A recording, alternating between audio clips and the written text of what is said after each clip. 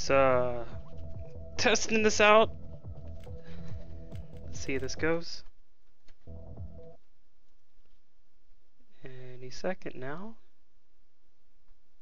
And my channel should be on. That's not my channel. Up, there we go. Okay, I'm on clear. Pub admin. Let me just change it. Pub admin and play. Clustertruck and Public Administration.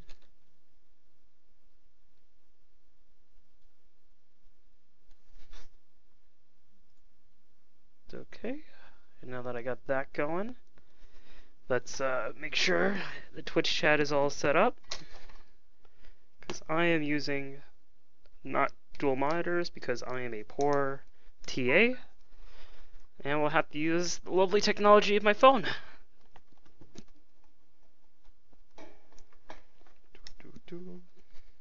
Any second now. Let me get on that Twitch app. Oh, that's reverb. Okay.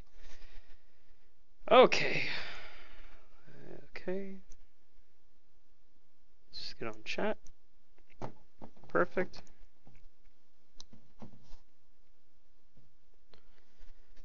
Connect into that chat. Any second now. Hopefully my internet doesn't come out on me, because that would suck.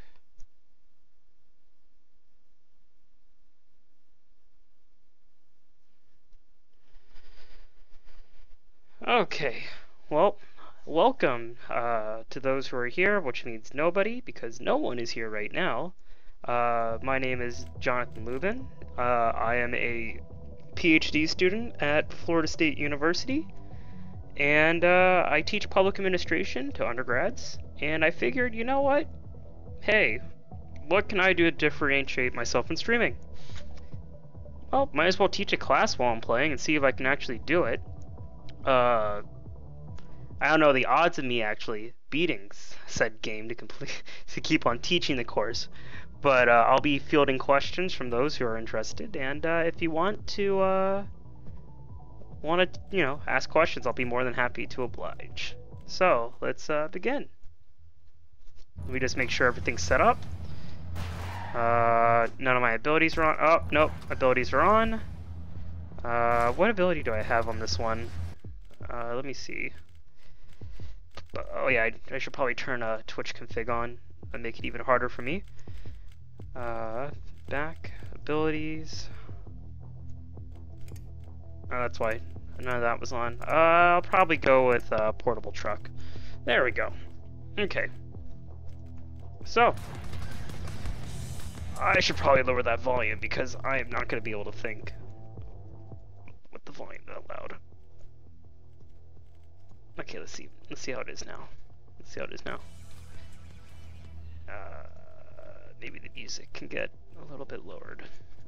Sorry for all the corrections. It's just, you know. Okay, so welcome. Like I said, I gotta get used to this. Okay, let me just try to get through the first level without looking like a complete idiot. Looks like a complete idiot. Awesome. Good to know. And okay. Done the double jump. Also, it's a little bit new to me because I am doing this without double jump. So I'm trying to go a little bit faster than usual. But, you know, we'll see how it works. And I died.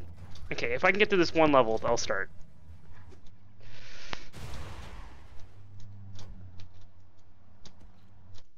Once I get through this first level. And he's... Okay, that was bad, and... Okay, cool, so let's begin.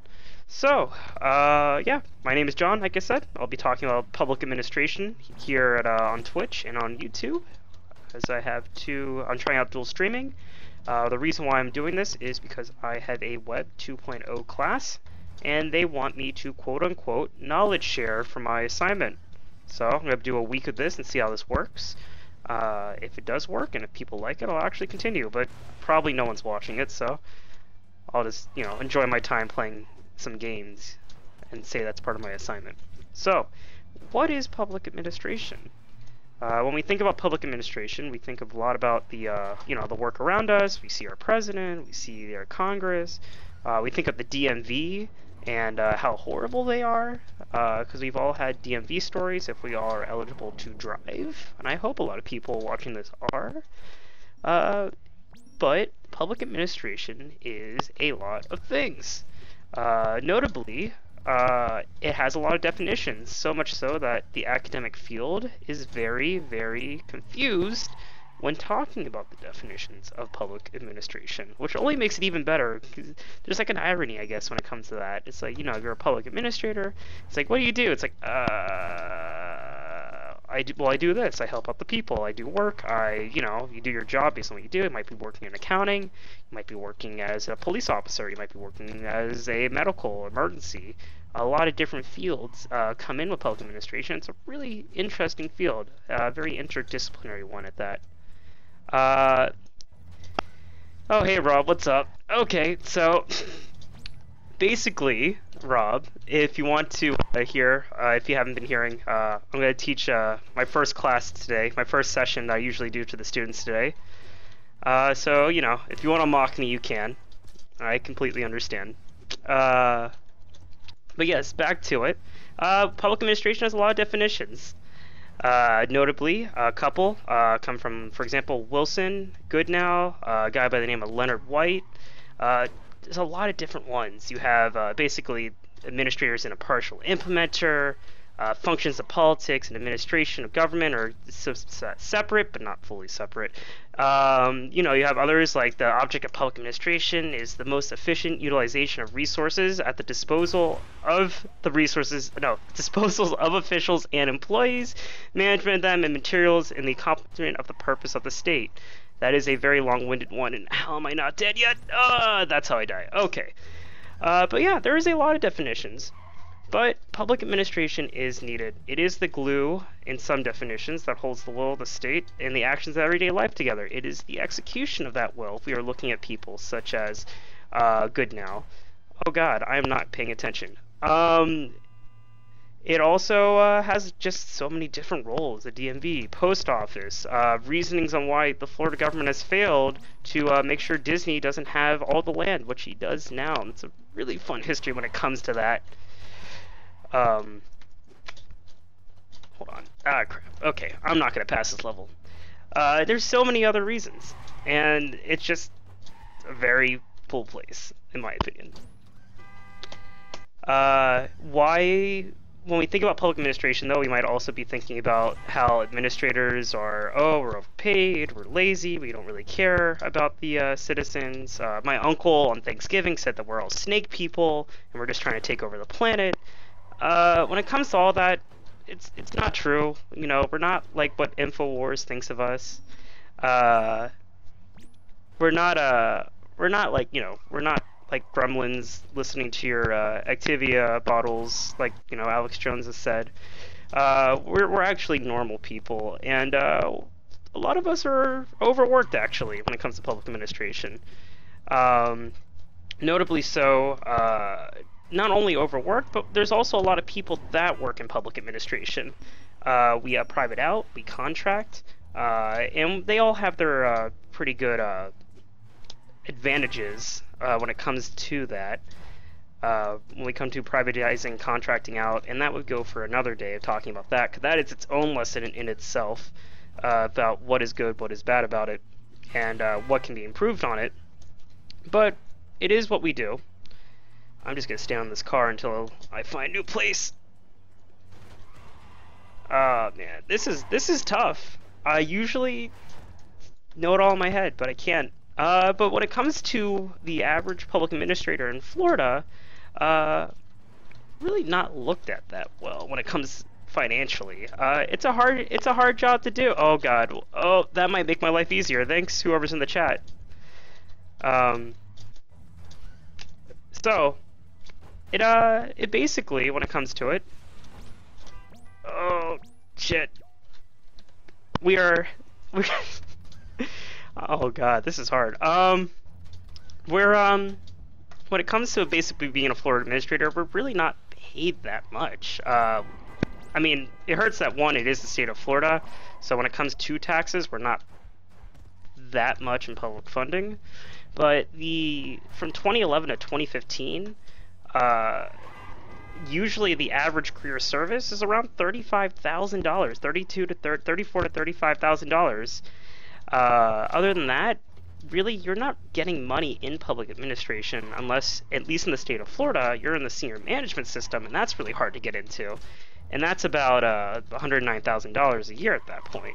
And you think, oh, well, what about the benefits of public administrators? Well, benefits really are a thing. Hold on, let me just... Okay. This is horrible. Okay, I'm just going to stand here.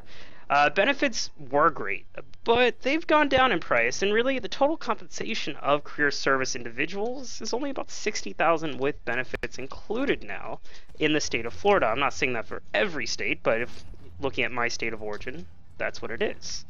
And when it comes to basically public administrators and getting raises in the state of Florida, we're also probably not the most fortunate. Yes, there we go, complete.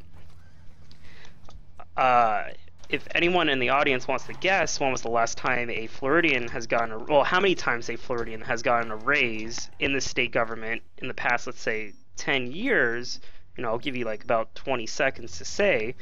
Give me a number, you know, 1 through 12, last 12 years. How many times do you think a Floridian we've gotten a raise throughout the whole board? Oh shoot. And that way I can concentrate on this level while I'm waiting. Oh, shit! Damn it.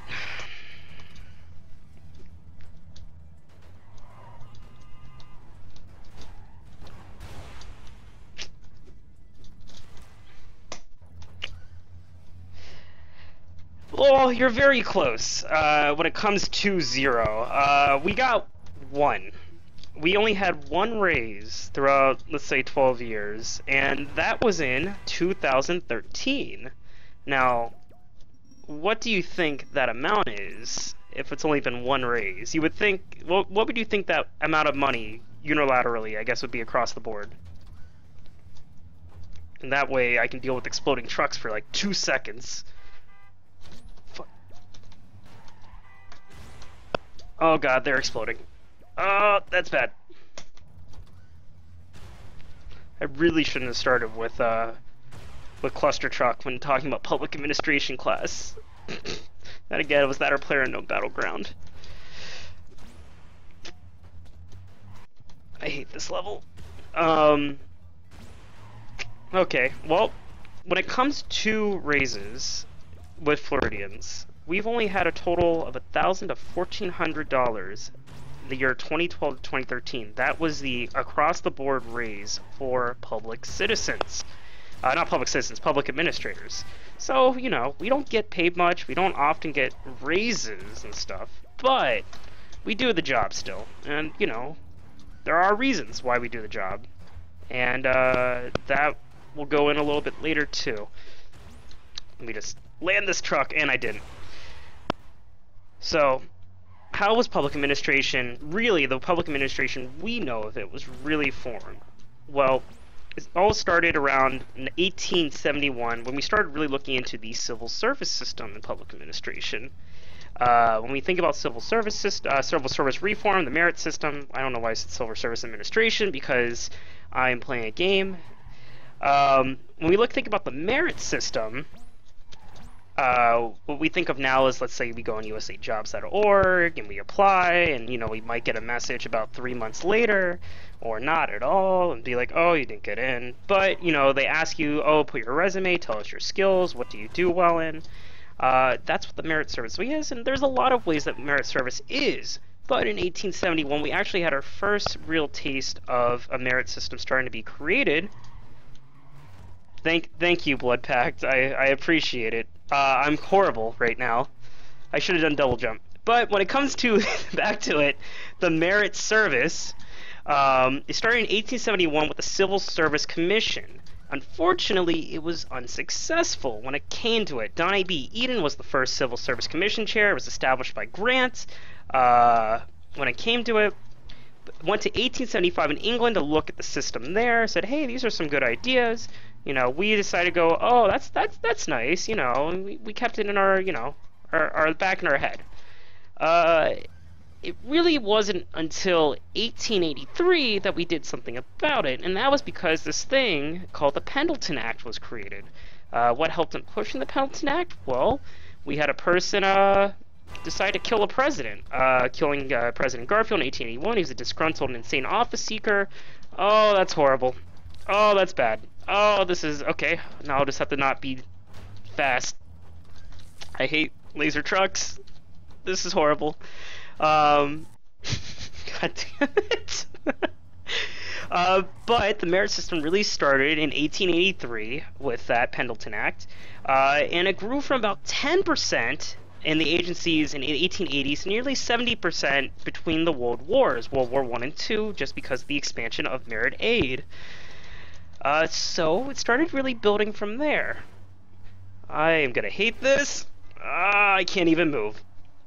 And, you know, it was nice, and public administration was good, but the academic side of public administration, or what exactly do we do, what do we focus on, what we can learn from it, really didn't get pushed until later. Really the 20th century, early 20th century, we started having people starting to create definitions, explain that public administration was very different when it came to politics. This is where we get our politics and administration dichotomy split. I am... Okay, rock. I was not dashing. Oh, okay, thank God, okay. And that's where we really started our split. We had these two gentlemen, Woodrow Wilson, which hopefully everyone knows that name, because he was one of our presidents. And then Goodenow, who probably you guys never heard of, but in my opinion, he did more in explaining public administration and split than Wilson did. And some people believe that Wilson also is the quote-unquote father of public administration. A lot of scholars argue against that. I don't believe that. Just how it is. But he did come up, or at least did write about public administration in the split that is needed with it, basically saying that there was this existence of administration and politics splitting. And when I say politics and administration split, I mean a group of people, basically a profession that was not fully dictated by the politics at the time. They did not fully revolve around it. They did have their own reasoning. Basically, he said that when it came to it, that there was to investigate the organization. He asked to investigate the organization methods of our government's offices, basically asking what government can properly and successfully do, how it can do these proper things with utmost possible efficiency and the least possible cost of money and energy, which is not what I'm doing right now when it comes to utmost efficiency in this horrible game, as well as oh shit, okay. As well as basically he was trying to examine the organizational efficiency in the economy. Basically politics were out of place in public servants. But when he said politics were out of place, he meant only partisan politics, just because of the intermingling of public politics in public administration. Goodenow, on the other hand, who was basically he was the first president of the American Political Science Association in 1903. He was also the president of Columbia University at the time. One of the more significant voices and writers of the progressive reform movement, created this really interesting piece called Politics and Administration and Laser Trucks Are Evil. And he said that modern public administration presented dilemmas involving political administration functions. Basically, they were extinguished, and this is where the whole distinguishing of politics as the will of the state and administration as the execution of the state came in.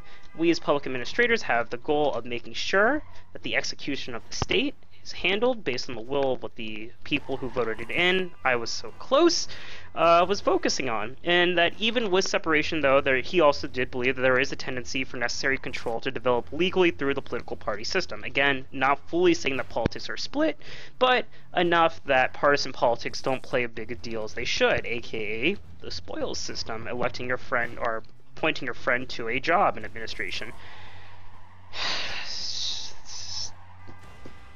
Okay.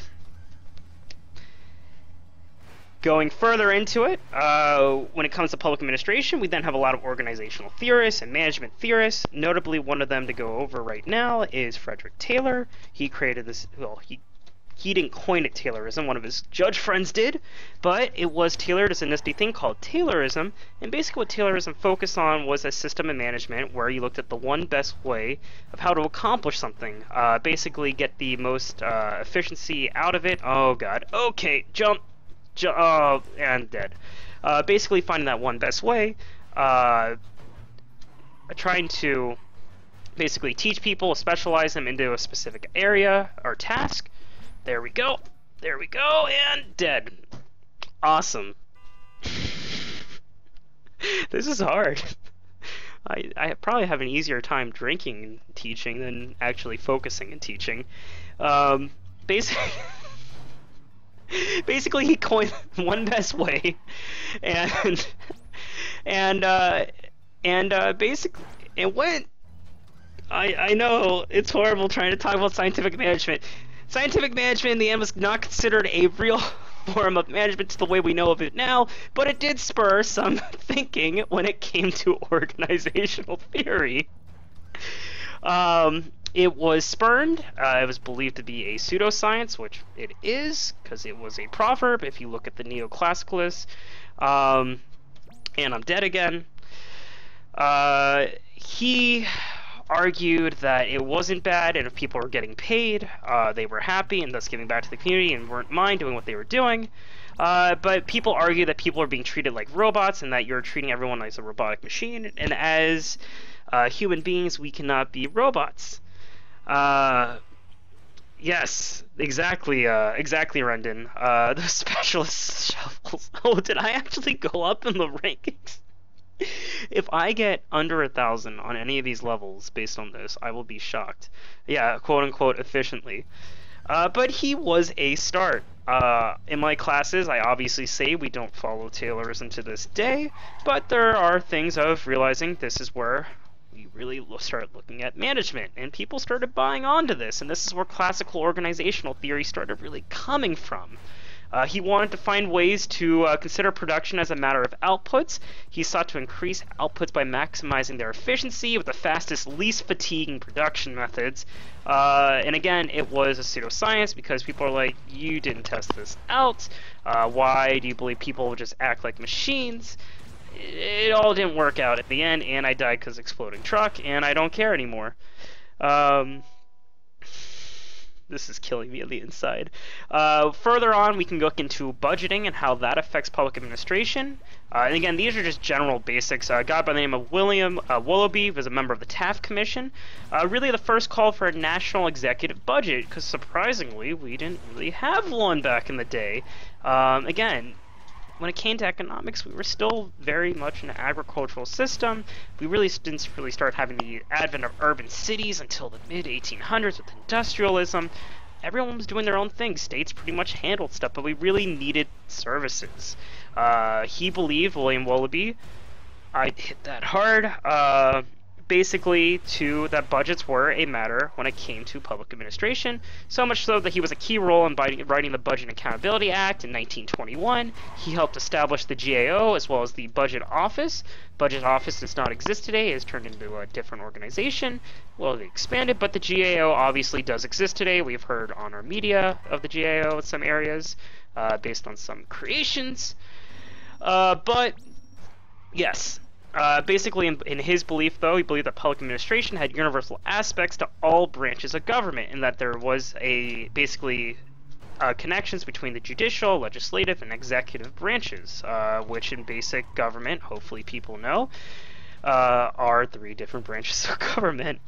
He created a writing called the Movement for Budgetary Reform in the States, and I am not... This is bad. And he basically believed that there were 3 major threads. That budgets would advance and provide for popular control, would enhance legislative and executive cooperation, and how budgets would assure administration and management with efficiency.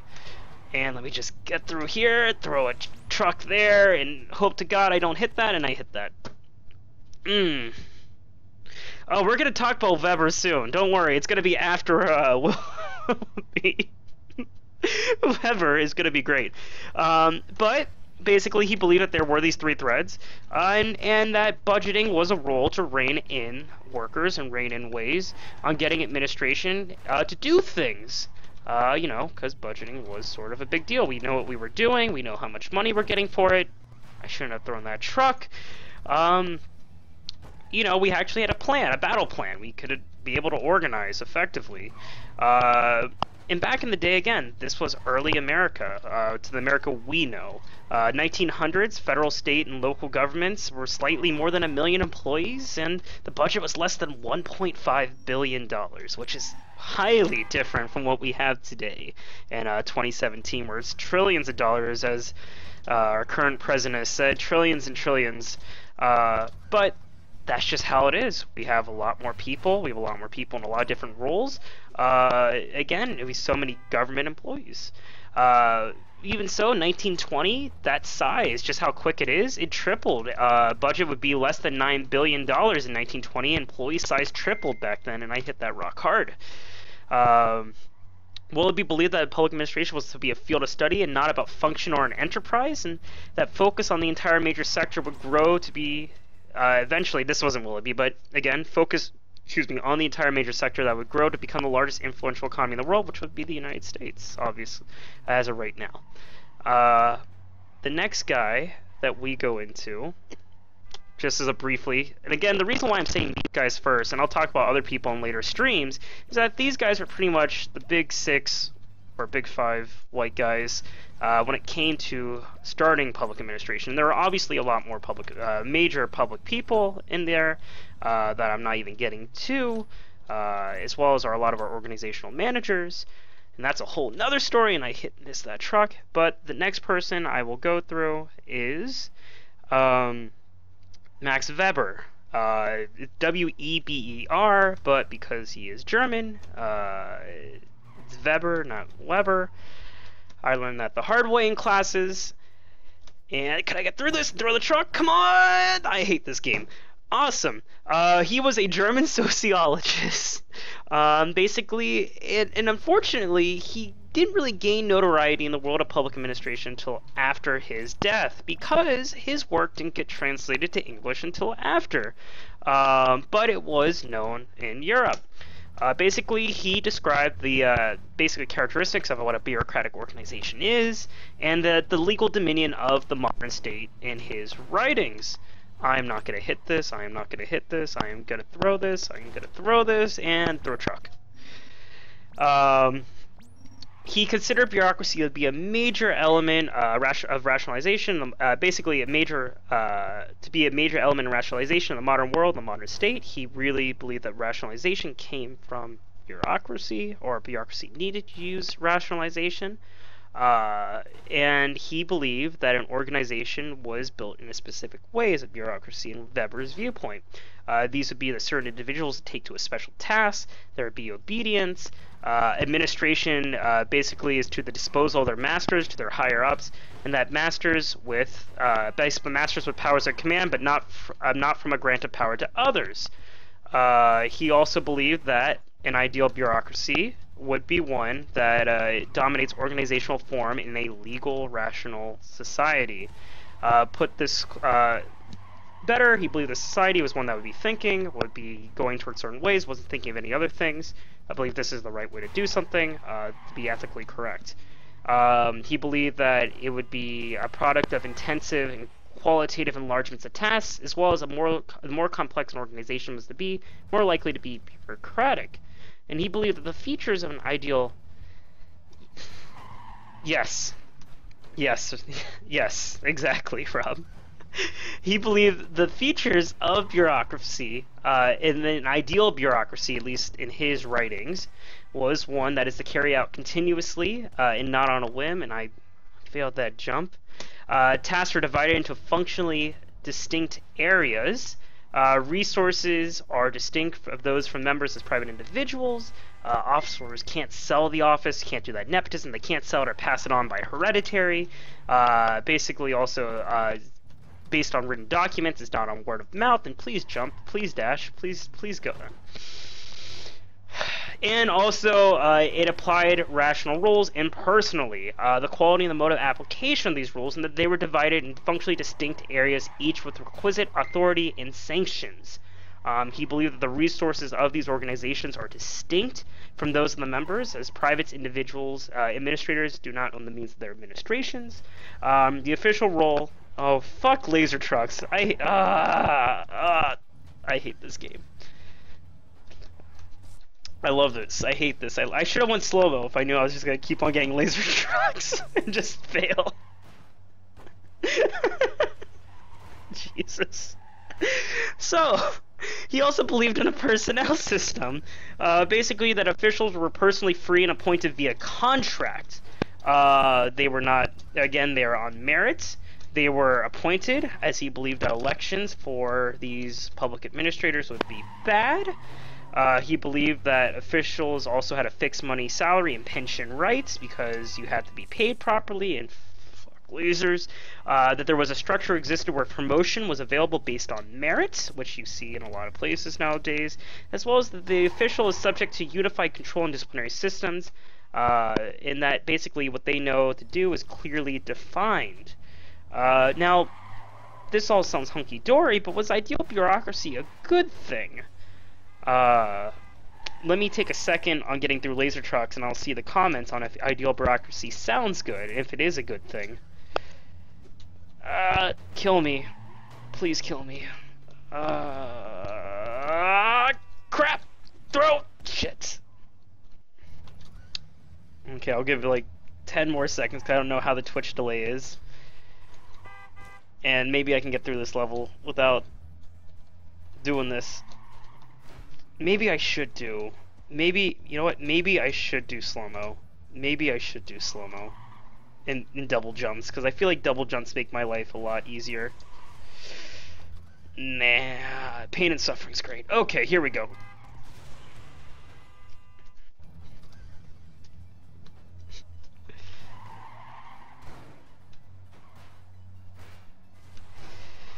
So, ideal bureaucracy was a good thing then, Rob? Or... I mean... Did Weber believe that ideal bureaucracy... Okay, instead of it painted, what did Weber believe that ideal bureaucracy was a good thing? That should have been the correct question, only because I know you a little bit more.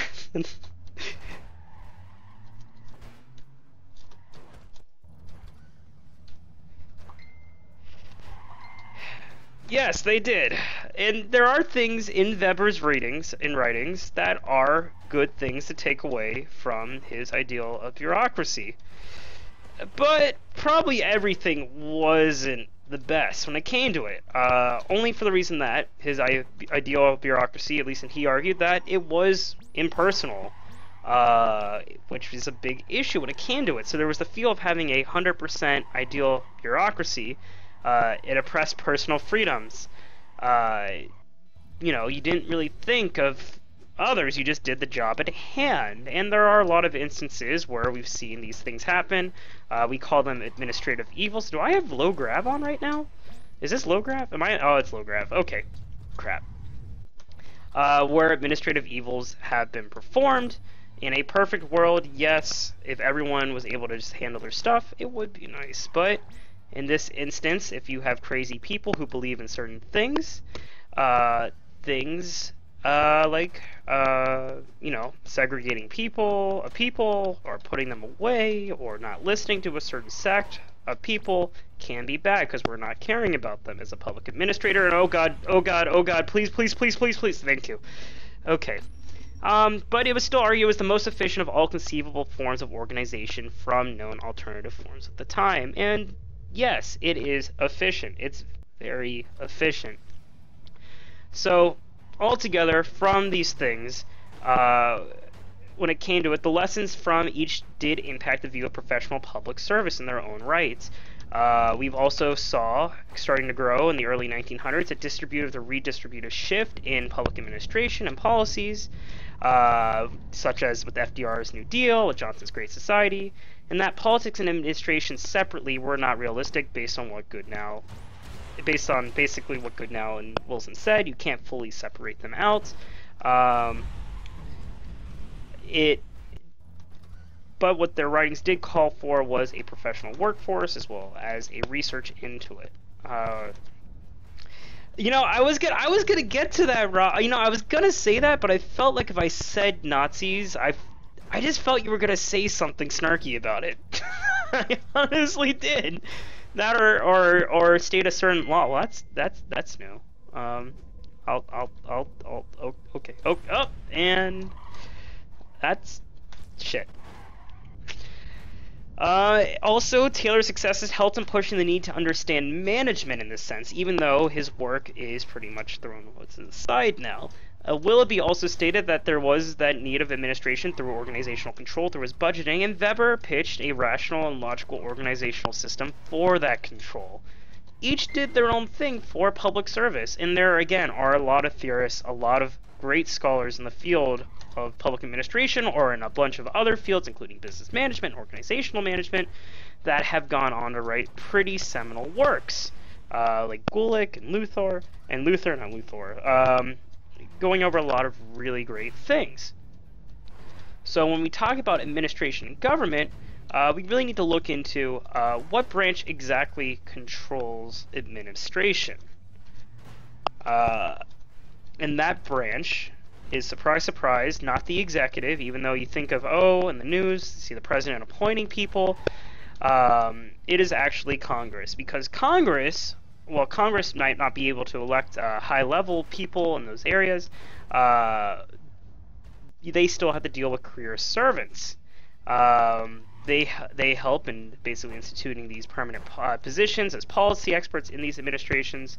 They decide on the budget pretty much for these people. They have the power of the money pretty much. Is straightforward. It's hard to think, and I am so sorry if this is a shitty lesson today. I gotta get used to speaking while concentrating. But since they control the budget, they control pretty much a lot of the going-ons in administration. That's not to say administration does their own thing without Congress's approval, because we do. Congress doesn't look at us all the time, but when it comes to, hearing the yearly budget for the fiscal year and knowing exactly what we'll have to do what exactly, we can look at Willoughby as an example of that control, again, through budgeting. But there are also, basically, it also determines the amount of power an agency exists based on that budget. Agencies can issue rules and orders, but again, if Congress might not agree with them or might not agree with certain things the agency is doing, well, their budget can go away. Congress is dependent on bureaucratic action, though. It's not just a one-way street. The most simplest way to explain this is through a very, I'm going to sort of say outdated form of understanding, basically relations between a certain sex, and that is called the iron triangle. There are a bunch of other ways we can look at it, but it is the most simplest. If you think of a triangle, think as one point being Congress, another point being interest groups, and another point being bureaucracy. Each point does connect to each other, and each has a relation going both ways. Congress might be funding and political support towards the actions of administration, but the administration is doing policy choices in the execution that the Congress might want or need. The other side being that interest groups, again, are helping give those administrations congressional support via lobbying, and then the administration has come back by giving them special favors or low regulation towards certain things as well, and we can see that in our government in certain areas. And then Congress obviously gets electoral support from them, and then Congress makes them feel happy. It's one way we can look at it in a little bit. When we look at the judicial branch, going into our next branch, they really don't have any power to administration, but are an arbiter of the rules. Oh shit, pretty good jump. Oh, okay, I was like, sometimes if you go too high up, it won't count it as a goal complete.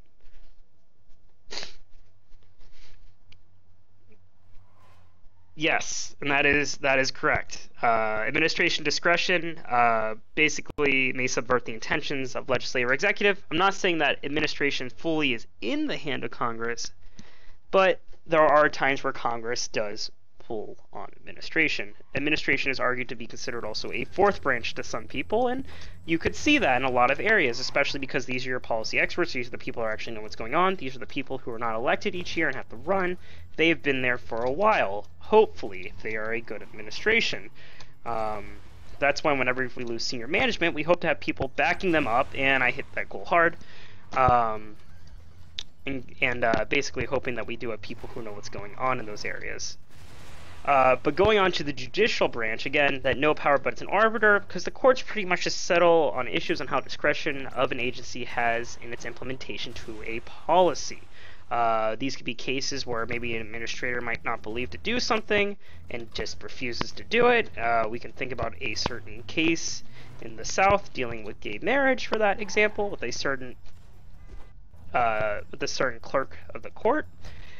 We can also think of other cases where we go to basic laws and we have to look at our Constitution on how we have to handle things or enforce things. So they are considered an arbiter. They really don't have any power in hiring, but they do have power in helping to enforce the rules based on, fuck these bounces, based on what they can do. And again, that executive group really focuses on, again, the hiring, setting up the agencies. Department of Homeland Security was a executive agency set up. President, whoever's in charge. I'm focusing on this. Really, sets appoints certain officials in certain areas and really tries to get their goal or mission across. But again, we can look at that budget. We can also look at the discretion of administrators. Come on! Yes! Look at the discretion of administrators, really doing their thing.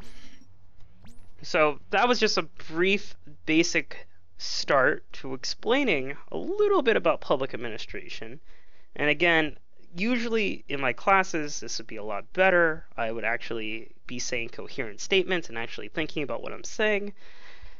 I have a feeling after a couple of games of Clustertruck, or a couple of games of Snake Pass, or whatever I do, and maybe I might do PlayerUnknown Battleground while teaching a class once and driving my squad mates crazy because I'm not paying attention.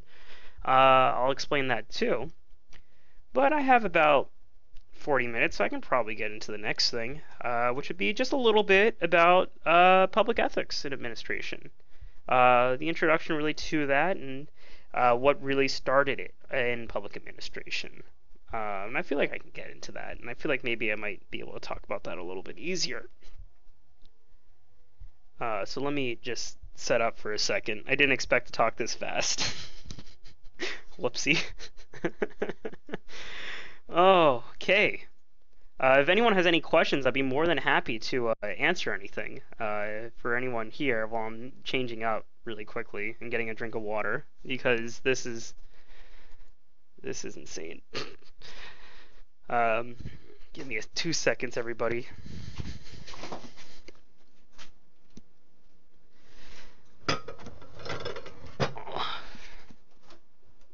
Also, to Rendon, or Rob, I guess I don't think you care if I say your name. This isn't how I normally teach a class. You know I can do it a lot better. Okay, so let me get to the next subject.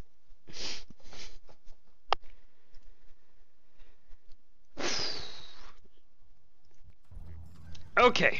So, public administration ethics. Basically, we're going to be looking into George Washington, out of all people. At least it's been argued in some writings that favorite organizational theorist. My favorite organizational theorist. I'm a fan of human resource management. I'm a fan of HRM theory. I don't like Maslow.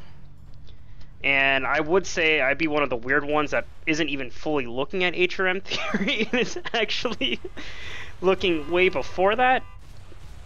The Giving of Orders by Mary Parker Follett. I do like Max Weber only because it's just fun saying Nazis. But Max Weber did have a lot of great points. But again, I like HRM theory, even though I probably don't look at it a lot. So yeah, That's mine at least. But yeah, so we're going to talk about a little bit about George Washington in this section.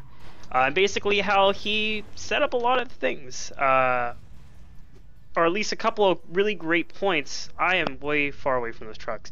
A couple of really great points when it came to this thing we call public service motivation. But before we go into that, I'll be quickly talking about the Enlightenment era. Well, the reason why I'm talking about the Enlightenment era is because it was basically a major education movement at the time, major movement between 1650 to 1800, where we get a lot of our beliefs in some systems for a couple of our points, at least with George Washington in this example.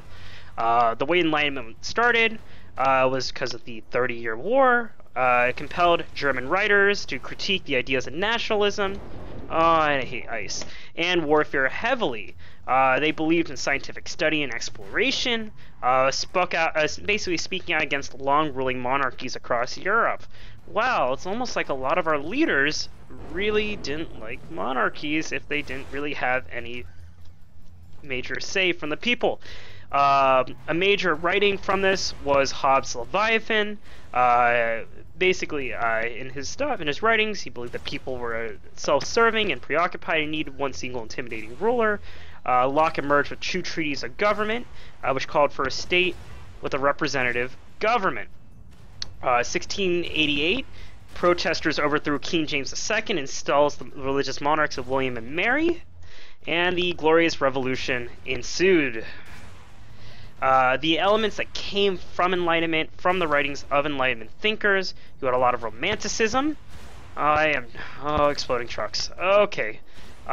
Basically characterized by concentrating on emotion and interest and not really necessarily rational thinking. Truck. Fuck. Truck. Fuck. I was close. I was really close. I'm really sad. But they also appeal to individuals with less education. And the motive of skepticism. Can society be perfected through reason? No universal truth exists. Really started getting pushed in these writings. Land on a truck. Yes. A German thinker, Immanuel Kant, stretched basically this further by arguing that an individual's mental state dictates their experiences. They'll really focus on the experiences of an individual. And then, while Enlightenment seemed all nice and happy-dory, the great thing that we all know as Bastille Day, the French Revolution, when we really go into revolution or overthrowing the monarchy, ended the Enlightenment as French citizens essentially blamed the era for breaking down values and leading to mass chaos. So we can all thank the French for that. Thank you, French. But Enlightenment thinking in the age of from the Enlightenment, we did have the age of reason between that 17th and 18th. I was so close. 18th century Western Europe, and a lot of Scottish Enlightenment, founded by Francis Hutcheson, really started getting promoted through the universities. Inspired again by ideas from John Locke, and elaborated the conditions that justified overthrowing foreign leaders by tyrannized colonial people. And if we think about the American Revolution, the overthrowing of a foreign leader by tyrannized colonial people, they were against it. You can almost guess where we're getting at with George Washington, because he was a student of this. But and a lot of George Washington's thinking comes from this, especially from a man by the name of George Turnbull. George Turnbull had a lot of people under his wing, but really promoted that public service motivation. And when I talk about public service motivation, I mean the willingness of a people to understand their government, to be prideful of the public service, to be motivated to be either in the public service, a workforce. What was it? Are you sure it wasn't due to King Louis forcing much of the land into I mean, you know, that too, you know, depriving them of their critical experience in government. Yeah, totally. They really cared about the poor, Rob. They really, really did. I'm sorry. I'm just... Damn it. Okay. And there we go. It didn't help matters at all, of course. But back to public service and motivation, again, the appreciate the people to at least know it exists, to work in it, to do something with public service or work to support it. Turnbull endorsed education, and by education, I mean on-the-job training, endorsed schooling. Basically, he believed that they needed a national university through a truck, and it sucked. He believed in a national university teaching skills. He believed that it needed to be in physical proximity to the build and improvement of socialization skills and a national sense of identity. Washington believed in these things as well and really tried to promote it in the American government. He really wanted to create a national university as well as a military college. He believed they were both equally important and really promoted the need for a liberal education. And when I say liberal education, I don't mean the liberal education definition that we hear from a lot of crazies on Facebook, thinking that we're all leftists who only want to be communists. When I talk about liberal education, I mean a learning that empowered the individuals and prepared them to deal with complexity, diversity, and change, as well as a broad knowledge of the wider world, as well as learning the skills they need to know to thrive in it. He believed that this liberal education would develop a sense of social responsibility, strong transferable intellectual and practical skills such as communication, analytical, and problem solving. Yes, a classic liberal arts education. That is what we mean when we say liberal. Not the political one that people think nowadays is what it means. It isn't. He believed that Washington really believed that we needed this to promote this public service motivation, because if we didn't have people interested in public service or interested to work in a democracy, well, it would just fail outright. It was the best way to ensure virtue and in moral excellence in his beliefs. He believed that education was crucial for the people and especially crucial for public servants. And yes, Rob, those are a couple of the examples of a liberal education, liberal arts education. And if, as university students would know, those are some of the things you're forced to take, at least in the state of Florida, and probably in other schools as well. What the hell is inverted? Please don't tell me this is what I think. Oh no! Oh no! Oh no! Mouse is backwards. Oh, this is. Oh no! Oh, I hate you. I hate you. You know, at least I could partially put my brain to this game. Now the mouse is going the wrong way. Okay, left is right, right is left. Okay, everything's backwards. Let's do this. Let's do this. Washington, again, he really wanted to push that, and he believed that basically learning history was vital to the education process because it would enhance the well-being of future citizens, since Washington obviously believed that the people living in America weren't the only people living there forever. We obviously were going to have more people, and history needed to be learned. Jefferson used these ideas to guide in his writing of the Constitution. And again, Washington really centered on these Scottish Enlightenment thinkings, such as that universal education, such as that national military academy, such as me fucking up in this game, such as hoping to lead to active citizenship. And he was hoping that compassion of citizens towards one another, that people would be tolerable, that people would know the stories, and that people would understand based on that proximity of that national university to the villages. We get into ethics now. Once we talk, oh, thank God it's out of inverted. I can actually have a chance. We talk about ethics, and ethics again can mean a lot of things, especially in public administration. Couple of definitions that I got off the totally legit urban. I just blew up that truck. Totally legit Urban Dictionary are the best way to ensure that your business endeavors will never turn a profit. The adorable belief that actions ultimately matter, and not running off with your ex's best friend.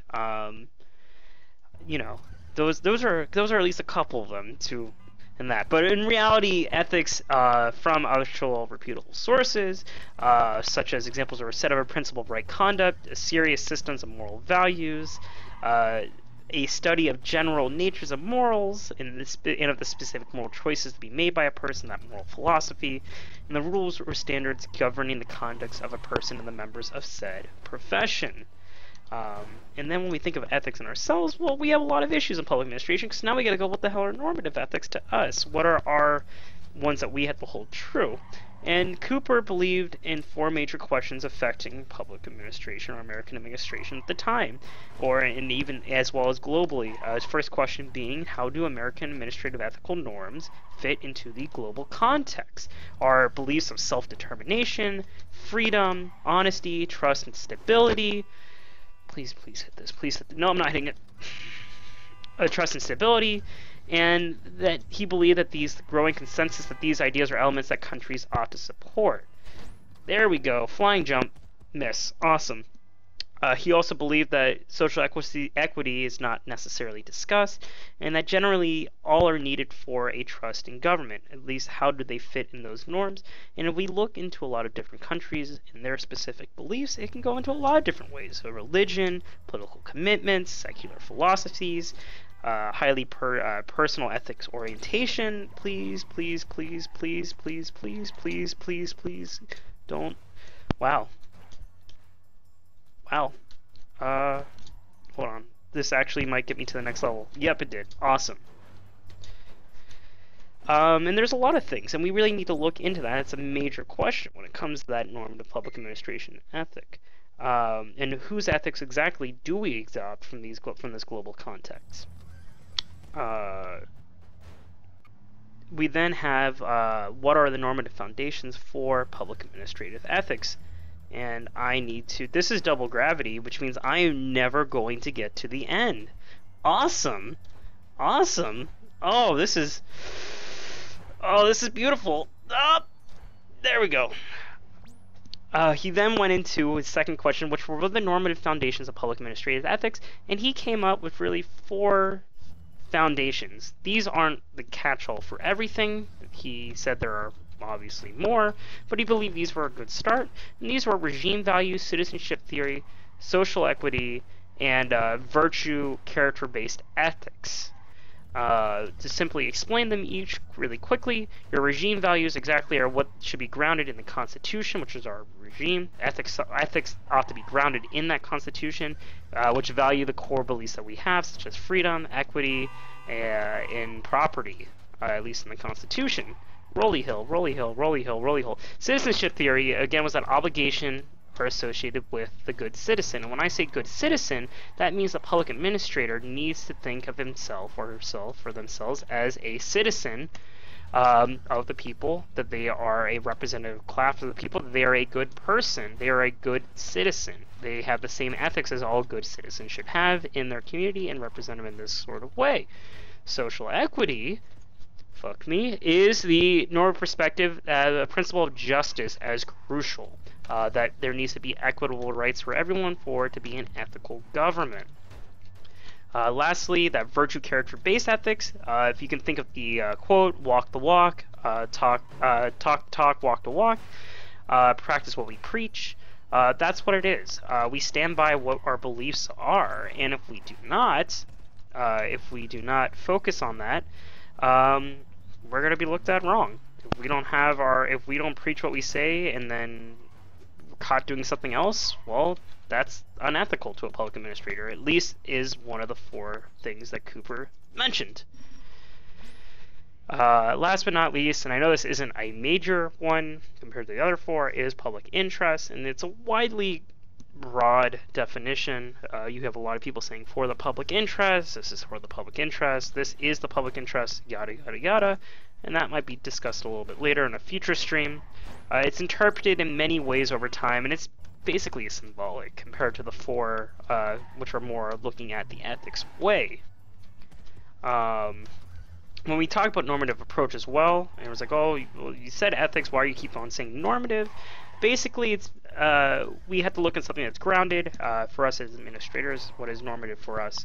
And we've had a lot of people argue about the normative approach for truck, for public administration, basically asking for that increased participation, for example, or changing existing structures and incentives in the public sector to foster change, re-educating public administrators, or by adopting new modes of participation. Again, and this is from from Moynihan in 2002, another writer, basically saying when it comes to it, we really need to focus on the training of our administrators to really look into adapting, look into adopting new modes of participation that are at the times, keeping up with the times, and ways that we should look into. We need to find new ways in changing how people really participate, or by creating incentives to increase in the public participation, to increase that public service motivation again that we talked about before. Truck, go. Thanks, yes. And basically increase public participation in the government process, which we can look back to with Washington again focusing on that public service motivation. And how did I get into the 1500s? That's a shocker. His third major question was, how can organizations be designed to be supportive of ethical conduct? Min-max. Oh no. Oh no. Oh no. Well, this is the best course for that, because I can't do anything. Okay, we're gonna have to. There we go. Throw it. Give me a second. I want to actually try to make it through the course. That's not how you make it through the course. There we go. Fuck. How can organizations be designed to be supportive of ethical conduct? When they were saying that, basically looking at the organizational culture, what is a way that we can make sure that each citizen is being treated correctly, ethically correctly at least? Is it treated equally, or is it treated equitably? Are we treated with the fairness or the same rights as everyone else based on what everyone gets? Please land this, please land this, please land this. Yes! Fuck. Okay. And it's just ways in when we look at things. A great example of unethical conduct or treating people unequally or unfairly can be seen with a prison simulation in 1973 with Zimbardo. Is a big reason why we do a lot of writing now. We ask for our works when we do lab experiments. It lasted 6 days instead of 2 weeks because of how brutal it got. Because what happened was, the way it worked in Stanford was, there was a group of students that were treated as the wardens of the prison, and a group of students that were treated as the prisoners. They again were all students. They all may have known each other, but the wardens got a little too power hungry, and things went crazy. They started abusing their prisoners, and people gained trauma, and people wanted to leave, and it was just a bad time. So were we treating them fairly? Probably not. And again, that is a major issue we look into with this question. We look into whistleblowers. How do we treat whistleblowers fairly if something's going wrong in the government? And that's still a big issue to this day with a lot of people. Oh yes, the lovely story of why we have ERBs. Yes, for doing lab stuff. It's a good time. That and the Tuskegee, that and the syphilis. That was great too, right? No. But yeah, we also have whistleblowers. How do we treat them, right? Because even in the late 1950s, late 1960s, whistleblowers, and even to this day, are sort of treated with contempt. You whistleblow, you can be blackballed. Ernest Fitzgerald in 1968 did a whistleblower. He got blackballed for doing his job of reporting over-the-top expenses, including a new cargo jet that was $2.3 billion over the budget. The theme of organizational dominance and taking humanity out of the work. At what point do we have to be ethical to the people that we work for, that we, again, walk the walk, or listen to the organizational culture? Another example of when... Another example of how can organizations be designed or supportive of that ethical conduct. Again, we really need to allow those whistleblowers, and another reportable whistleblower case, we can look into both space shuttle explosions, these being the Challenger and the Columbia. The engineers knew what was going on, the administrators really didn't want to talk about it because they believed they were hot shit. The organizational was like, yo, we're all hot shit. And then we know what we have with the Challenger and Columbia. They both blew up. Columbia blew up, well, disintegrated when going into orbit, and the Challenger blew up when it exploded. Two very disastrous times in American aeronautical history, and two very sad days. So again, is whistleblowers the way to go? Are there ways in where we have to go through organizational dominance and actually let citizens or workers speak their mind and without repercussion? And it's still a topic to this day that we argue with, especially with even more recent cases. We can look at Snowden with the NSA. We can look at other whistleblowers. We can look at how the administration is currently dealing with whistleblowers in the executive office. At what point do we need to stand up for what the normative rights of an administrator is? The last question is, when should we treat people equally in order to treat them fairly, and when should we treat them unequally? And again, that is also a major topic we have today in public administration as well as in politics. It really wasn't addressed in America the way that we're thinking of it right now until the first half of the 20th century with the progressive movement. Basically delivering efficient services based on scientific principles, and treating people in certain ways based on what they need rather than who they are. And diversity really started pushing that in the 1950s. Struggle with basically not struggle, but the push for diversity and having equal and not unequal rights for those. We had the civil rights movement in the 1960s. We have environmental rights going on. Really big movements. Basically saying it's like, yeah, separate but equal isn't how it should work. We really need to give everyone equal, because if we do separate equal, we might be treating people unequally. A great example of this, or a good example just thinking of it in the home rather than in politics, is if anyone has a sibling. I myself have one. My sister is 2 years younger than me and is an artist. Meanwhile, I'm a PhD student who is playing video games and trying to teach something. If my sister, for her birthday, got an art book from my mom, would I want an art book? Probably not, because I am not a fan of drawing. I can't draw to save my life. But if I was to be given a computer to do work on, or given a video game that was, maybe equal value or something, I'd be fine with that, because my parents, or at least in this case your parents if you have siblings, know how to treat you equally, and by equally not given the same things, but given things that you need or you want, or might make you feel okay. Seriously? I gotta get this level before laser trucks happen. Screw that. That ain't happening. No. Fuck you, Rob. Shit. God damn it. And again, when it comes to that, when do we have to treat people equally or unequally? There are a lot of cases when it comes to that. When do we treat people in Planned Parenthood? When do we treat people in gun cases, police cases? How do we treat police? How do we treat citizens? How do we treat environment, activists, or other people? And I forget about the other lasers that will kill me in this. How do you treat people doing lasers, doing other things? When do the viewers actually feel pity? They don't. Fun fact. Yeah. So. Oh no, there's a time limit on this one, and I have to talk still. Shoot. No. Okay, deep breath. Deep breath. Basically, and lastly, in his writings, he believed that key ethical problems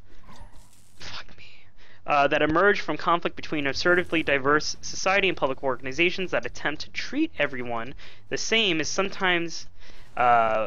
that sometimes we need to treat everyone the same, but at other times we need to treat them differently in order to provide fairness. So we might treat them equal, but we might not treat them fair, which is the problem that he argued about in his writings. He believed that dialogue was heavily needed in our ethics.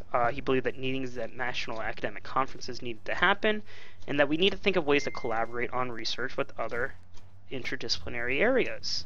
How did I screw up like that? The only problem with Cooper's writings, though, it was rather strictly academic.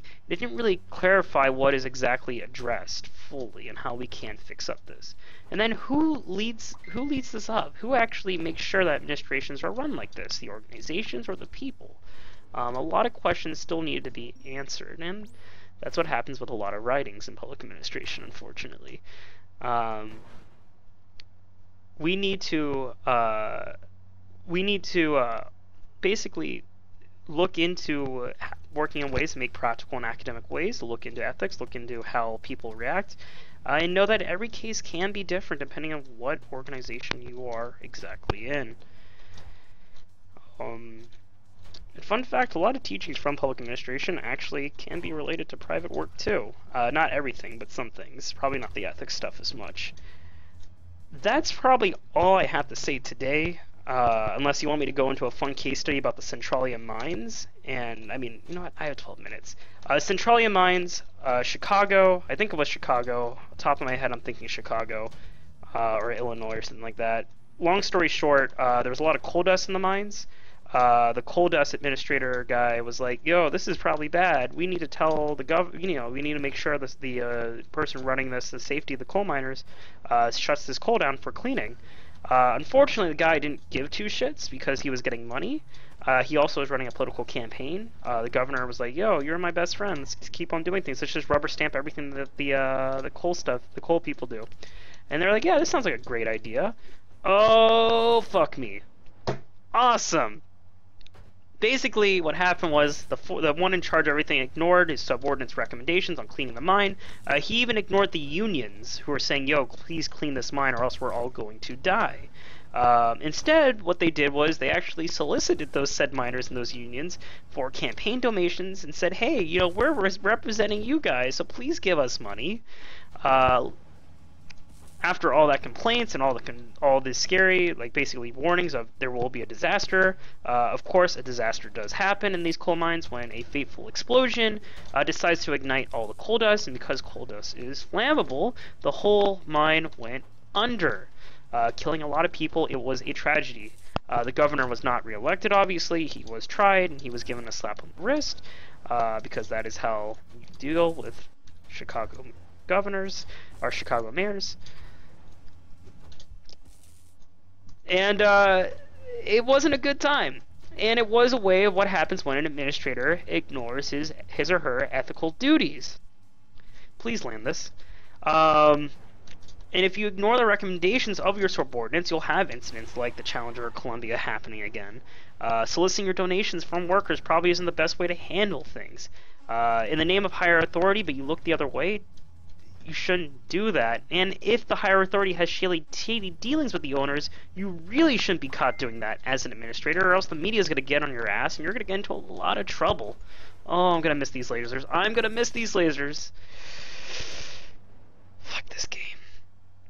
Well, I'm going to complete this level, but if anyone has any questions, I'll be glad to answer them. And then I'm probably going to be done streaming for the night, and I'm going to cry for a bit because this is horrible, and I actually do have to, I have a D&D session later tonight that too, because I'm a nerd. You're listening to me fail at teaching one of my classes, Ed. It's a horrible. I'm going to do this tomorrow too, with more stuff. But next session, the next stream, which will either be later tonight, very late at 12, which probably won't happen, or tomorrow, hopefully around 4 or 5 o'clock. Oh wait, do I teach? Yeah, I teach at 4:45, so it'll probably be around like 5:30, 6 o'clock. I'll talk a little bit more about ethics and how we're doing ethical dilemmas, and we'll go into a lot of other things as well, depending on how far I can get through some levels. No, I cannot lecture while streaming. I can lecture to a class easily. I can't lecture while streaming. This is a nightmare. But I thank those who were listening today, answering, or saying things. So, Rob, I thank you a lot for stopping by. Saying stuff. I'm going to probably play more Clustertruck. I might play Snake Pass, which might be a lot more calming and lets me focus a little bit more on speaking. Or I might just do PlayerUnknown Battleground and hate my life, because, it's always fun talking and then hearing a gunshot and then going, hold on 1 second. And then it's like, no, you can't hold on 1 second. You just gotta keep on talking, ignore the gunshot. I might be doing those things in the next sessions. But tomorrow around, I'm going to say 5:30, 6 o'clock, I'll be doing this again. So thank you all for stopping by today and listening. That is the end of my stream. If you want to see me fail, I have posted this on YouTube because I am also streaming on YouTube thanks to this great thing called Restream.io, which lets me do dual streams. And it's at a 1 minute delay because I try to do a higher quality recording on YouTube gaming. So if you want to do that, I think I posted it on my Facebook. But for those who don't have my Facebook, I'll just post the link on the Twitch. It is. Where is that link? That link is. Here we go. Again, thank you everyone for stopping by today. I had a lot of fun doing this, and this is for a class. If you're curious, the reason why I'm doing this is because I had to stream for a class. It's fun. I had to do this for a Web 2.0 class, and they want me to knowledge share, so I figured this was the best way I could reach out to people and see some cool interactions. So thank you again, and I hope you all have a good night. I'm gonna go take a shot of something and cry in the corner. Thanks for all the laser trucks. I greatly appreciate it. It was a good time. Thank you.